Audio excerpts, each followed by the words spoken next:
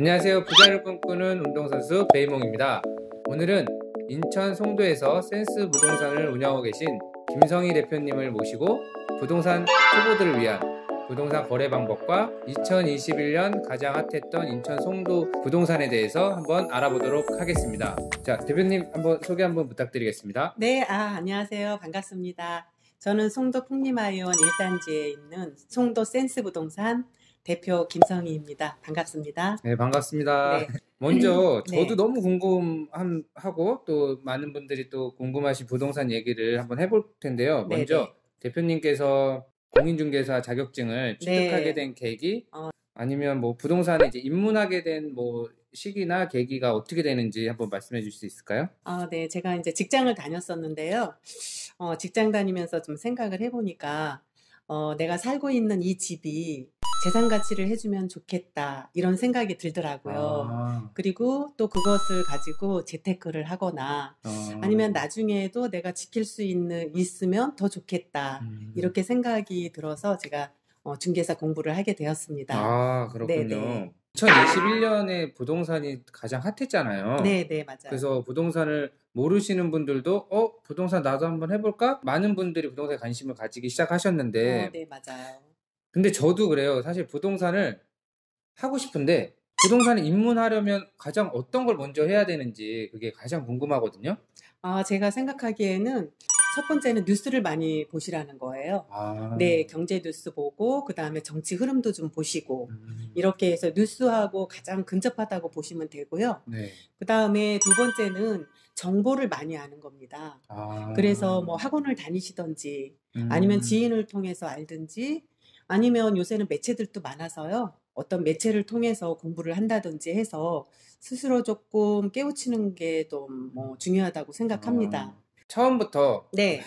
임장이라고 그러나요? 뭐 이런 데 가서 보는 것보다도 요즘에 이제 핸드폰 같은 거 보면 네, 맞아요. 뭐 이렇게 뉴스나 이런 걸 어플로 많이 볼 수 있잖아요. 네, 맞아요. 이제 그런 걸로 조금 좀 공부를 조금 한 다음에 기본 공부를 좀 한 다음에 본인이 어느 거를 사고 싶다 아니면 어디에 거주하고 싶다 이런 생각이 들면 그 주위에 있는 부동산을 한번 찾아가서 상담을 해보는 것도 좋은 방법이라고 생각합니다. 그럼 되게 뭐 네. 어려운 게 아니네요. 먼저 이제 그럼요. 네, 내가 네. 사는 것부터 관심을 가지면 네, 그게 네, 공부의 맞습니다. 시작이군요. 네, 네. 요즘 보면은 20대, 30대 분들이 가장 유튜브를 통해서 공부를 많이 하시더라고요. 근데 네. 유튜브에서 제공되는 이런 정보들에 대해서 신뢰도가 네, 네. 어느 정도인지 한번 그 대표님의 개인적인 견해를 한번 듣고 싶어서 말씀드릴게요. 저도 이제 그 퇴근하고 나서요.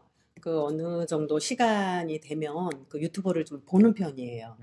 그런데 그거는 지금 초보분들께서는 그거로 공부를 어느 정도 하시고요. 네. 그 다음에 꼭 부동산이나 아니면 전문가들한테 꼭 물어보셔야 됩니다. 그게 정말 확실한 정보인지, 오피스텔이라면 그 오피스텔 근교에 있는 부동산들 그 정도에 가서 확실한 정보를 아는 것도 뭐 실력이라고 볼 수 있죠. 만약 이제 그런 식으로 이제 공부를 시작해서 알아가는 단계에서 이제 투자라는 거를 해봐야 되잖아요. 투자라는 거를. 그러면 다들 생각하시기에 부동산 투자는 돈이 많이 있어야만 투자를 할 수 있다라고 생각하시는 분들도 많고, 부동산 초보들이 뭐 이렇게 소액으로 투자하기 좋은 투자 종목이나 저같이 이렇게 좀 초보자들이 좀 어렵지 않게 접근할 수 있는 투자 종목은 어떤 게 있을까요? 지금 일반인들이 투자하기에 좋은 건 오피스텔, 그다음에 빌라, 그리고 아파트 이 종류가 이제 가장 쉽게 접근할 수 있고요. 그게 순서인가요? 투자금에 따른? 네, 이제 소액 투자로는 뭐 오피스텔하고 빌라가 가장 근접하기 좋아요. 최근에 이제 제가 원룸이죠, 오피스텔. 1억 6천 주고 제가 이제 매매를 한 거죠. 그런데 저희가 전세를 1억 6천 5백에 놨어요. 네, 이게 이제 500만 원이 더 많고 뭐 혹시 전세금을 떼지 않을까 이런 생각을 하는데, 은행에서 저희 또 그 전세입자한테 1억 6천 5백에 대한 그런 것도 대출을 80% 해주거든요. 그러면 그게 어느 정도 안전하다고 보시면 돼요. 그렇게 해서 오피스텔 같은 경우에는 뭐 취득세 4.6% 그거 준비하시고, 그다음 500만 원에 대한 차익이 또 남다 보니까 뭐 최소 금액으로 투자를 했다고 보시면 되죠. 최소 금액이 아니라 거의 돈이 안 드는. 그렇죠, 맞아요, 맞아요. 근데 이제 오피스텔 같은 경우는 이제 공실의 위험성이나 이제 그런 것들이 있다라고 이제 저도 알고 있는데 그러면 맞아요. 공실이 나지 않는 최고의 입지를 이제 공부를 해서 그곳을 사서 사면 돈을 들이지 않고도 오피스텔을 투자를 할 수 있다라는 그렇죠. 말씀이죠. 네네네 맞아요. 송도 같은 경우에는 바이오 산업 뭐 이렇게 해서 고급 인력들이 좀 많은 편이거든요. 지금 현재 상태에서도 오피스텔 뭐 전월세 뭐 공실이 없는 상태예요. 네네. 투자하기에 가장 뭐 소액으로 투자하기에 가장 좋죠. 좀 참고를 좀 저도 해봐야 될 것 같습니다. 네. 그러면 이런 소액으로 투자하기 좋은 물건들을 내가 찾았다라고 하면 그 다음으로는 가장 중요한 이제 계약서를 쓰고 절차와 또 거기에 들어가는 기타 비용이 또 있을 텐데 네 맞아요. 그것들은 어떻게 될까요? 절차라고 보자면은요. 이제 집이 마음에 들었어요. 네. 그다음 아니면 오피스텔이 마음에 들었어요. 그렇게 되면은 이제 계약 단계로 가는데 혹시 직거래로 하시는 분들도 간혹 있기는 해요. 근데 저는 추천드리지는 않습니다. 그 임대인분이랑 임차인분이 그냥 매도인, 단독으로 매수인 두 분이서 개인적으로 하시는 개인적으로. 거죠. 그거는 어느 그 물건이 어떤 상황에 놓여 있는지 매수인이 모를 수도 있어요. 네. 그렇게 하고 그분에 대해서 또 안다는 것도 좀 위험할 수 있고 그래서 꼭 공인중개사 사무실에 가서 부동산에 가서 하는 거를 좀 추천드립니다. 수수료를 조금 아끼려다가 정말 더 큰 걸 잃을 수도 있어요. 그것도 꼭 참고를 해야 되는 부분이네요. 그럼요. 그러면 기타 비용이 있잖아요. 네, 맞아요. 그건 자세히 어떻게 되는지 한번 설명해 주시겠어요? 네, 절차는 지금 계약 단계에 있어서는 뭐 정해진 건 아니지만 대략 10% 정도 계약금을 지불하고요. 매매인 경우에는 저희는 이제 중도금이 들어가게 돼 있습니다. 근데 중도금은 금액은 정해져 있지 않고요. 뭐 1,000만 원에서 뭐 어느 정도 뭐 금액만 되면은 중도금을 꼭 하게끔 저는 유도를 합니다. 왜 그러냐면 계약금만 넣었을 때에는 어느 일방에서 해지할 수 있는 가능성이 있습니다. 그럴 경우에는 위약금만 물어주고 계약이 해지돼 버리는 경우가 상당히 있고요. 중도금을 넣게 되면은 계약 해지할 수 있는 그런 게 좀 안 된다고 보셔야 되겠죠. 소송까지 가야 되고요. 큰 금액이 이제 들어가는 거기 때문에. 그렇죠. 그래서 중도금은 작은 금액이라도 저는 넣기를 뭐 권해드리고 있습니다. 법적인 구속력이 이제 발휘되는 거죠. 중도금을 들어가게 되면 조금 더 이제 확실하게 이제 딱 찍는 거죠. 법적으로. 네네, 그렇죠. 확실하게. 그러면 그리고 그 다음에 이제 잔금이 치러지는 순서네요. 네, 맞아요. 잔금을 할 때에는 그 물건에 대한 금액에 대한 것만 들어가는 것이 아니라 중개 수수료, 취득세, 그다음 등기 이전비 이렇게 들어가고 돼 있어요. 그래서 그 차후에 그 나중에 그 금액도 생각해 두셔야 되겠죠. 그렇군요. 네. 물건의 가격만 생각을 하고 제가 이제 현금이나 이런 것 준비를 하면 좀 큰 착오가 생길 수가 있겠네요. 그렇죠. 여윳돈이 조금 약간 있어야 되겠죠. 근데 저희 이제 공인중개사 사무실로 오시게 되면 이제 그것마저도 여쭤봅니다. 뭐 취득세 정도 여유가 있냐, 뭐 어느 정도 그 정도는 취득세 어느 정도 든다, 등기 비용 어느 정도 든다 이렇게 말씀을 드립니다. 그러면 기본적으로 아까 예를 들어서 설명해 주신 오피스텔이라고 하면 취득세가 어느 정도가 들까요? 취득세는 저희가 이제 주택으로 들어가지 않고 업무용이기 때문에요.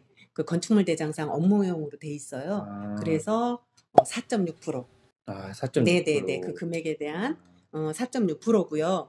그 다음에 이 주택은 그 금액에 따라 요율별로 있습니다. 그렇군요. 그러면 중개 수수료도 그 물건의 가격에 따라 중개 수수료 조금 차이가 있나요? 네, 맞습니다. 0.4%, 0.5%, 0.6%, 0.7%까지 금액에 따라서 차등 지급되고 있고요. 그 다음에 임대차도 마찬가지입니다. 그리고 저희가 계약서를 쓸 때 그 맨 뒤에 확인 설명서가 있어요. 확인 설명서 맨 뒷장에 보시면은 취득세 부분이 들어가 있고요. 중개 수수료, 법정 중개 수수료죠. 수수료 부분이 다 기재돼 있습니다. 그럼 그런 게 기재돼 있기 때문에 뭐 임의로 뭐 그거를 퍼센테이지를 바꾼다거나 그렇지는 않죠. 그럴 수가 없는 거네요. 당연하죠. 그거는 그러면 지금은 이제 매매에 대해서 알아봤는데 혹시 그러면 전월세를 계약할 때는 뭐 절차나 이런 비용 문제가 좀 틀려지나요? 전월세인 경우에는 그 아까 매매 말씀드린 것처럼 계약금이 들어가고요.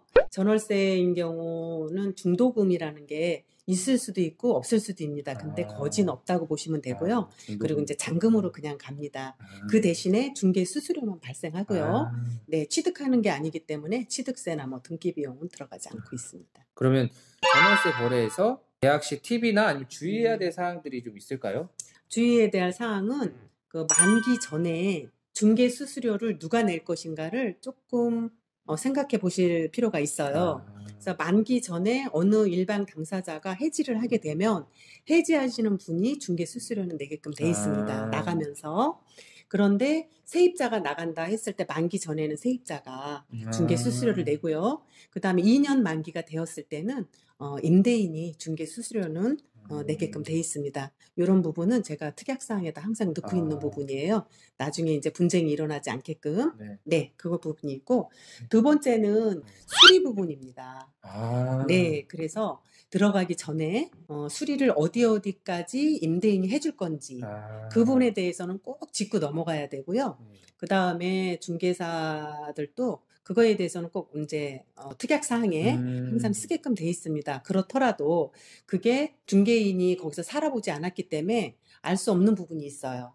그래서 그런 부분은 내가 일주일이나 열흘 정도 살아보면 그런 부분들이 나타날 수 있어요. 그런 거는 꼭 사진을 찍어서 보관하시고 그리고 임대인한테 넣어주시고 중개사님한테 넣어줘도 상관은 없습니다. 그렇게 해서 나올 때 내가 책임 소지가 나한테 없다는 거를 확인해야 되기 때문에 그런 부분도 꼭 뭐 챙기시기 바라겠습니다. 반드시 이런 것들에 대한 그 차후에 준비를 하기 위해서는 반드시 공인중개사님과 함께 부동산 계약을 진행을 하면 미리 이런 것들에 대해서 방지할 수 있는 어떻게 보면은 그런 안전한 최고의 안전한 거래 방법이네요. 당연하죠. 네. 그거를 꼭 제가 꼭 참고를 해야 될 것 같습니다. 네. 그러니까 여기까지 전월세 거래 절차 및 이제 들어가는 기타 비용에 대해서 알아봤습니다. 네.